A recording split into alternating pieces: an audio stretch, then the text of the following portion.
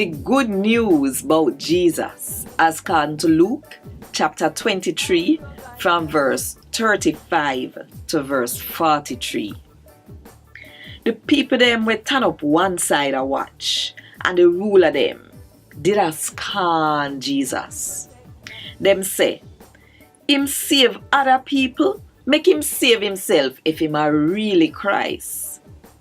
The soldier them come and take Jesus turn pricky and I give him sour wine and I say, if you are the king for the Jew them, save yourself. One signed it even over Jesus' head where say, this are the Jew them king. One of the criminal them where did hang upside of Jesus start cussing him say, you're not the Christ, save yourself and save we too.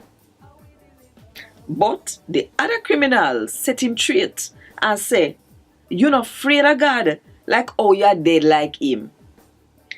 Them a punish the two away for what we do. So we a get what we deserve. But that man you not do nothing wrong.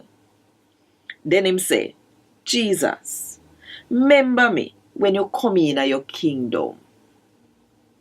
Jesus said to him, say, may I tell you the truth, today you are going to which part midday in a paradise.